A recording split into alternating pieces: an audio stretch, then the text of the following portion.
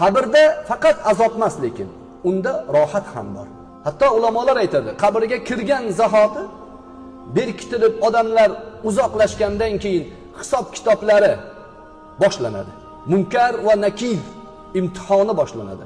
Robbing kim deb so'raydi. Ba'zi rivoyatlarda o'qigan namozimiz, tutgan ro'zalarimiz, masjidga yurgan qadamlarimiz, bergan sadaqotlarimiz atrofimizni o'rab oladi. Hisob kitob uchun kelayotgan farishtalarga namoz ro'baro keladi. Buni hisob qila olmaysan deydi. To'sadi.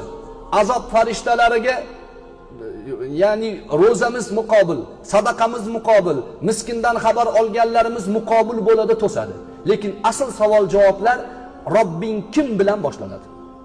Robbim Alloh desangiz, payg'ambaring kim? Ba'zi rivoyatlarda payg'ambar alayhissalatu vassalomni ko'rsatadi. Bu kishini taniysanmi deydi. Ha, bu kishi Allohning rasuli, men bu zotga iymon keltirganman desa, dining nima? Islom desa, najot topadi. Jannatdan bir daricha ochiladi. Darichaning ichida ko'rsangiz, dunyo insonlari ko'rsa hammasi xushini yo'qotadigan darajadagi go'zal hur o'sha darichadan tikilib turadi.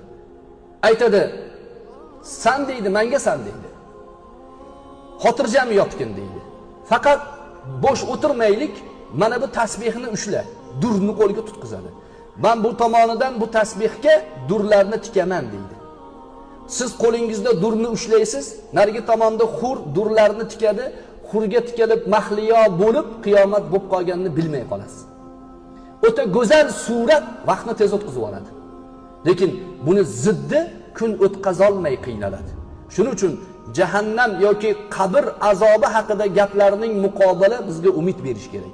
Biz Allohning aytganiga, payg'ambar alayhissalatu vassalomning xush xabarlariga tayyorlanib borishimiz inshaalloh qabrdagi imtihonlardan qutulishimizga sabab bo'ladi. Payg'ambar alayhissalatu vassalom ummatimning boshida fitnalar bor. Eng ko'p qo'rqadiganim Dajjal fitnasi deganlar. Va boshqa rivoyatlarda bu ummatimning eng ko'p xavotir qilganim fitna qabr fitnasi deganlar. Ba'zi sahobalar aytgan, qabr fitnasidan Dajjal fitnasi kattami, kichikmi biz bilmay qolganmiz deyishgan. Ya'ni bu imtihon oldimizda birodarlar. Unga tayyorlanib borishimiz kerak. Qabr azobidan qutulishlikka harakat qilishimiz kerak.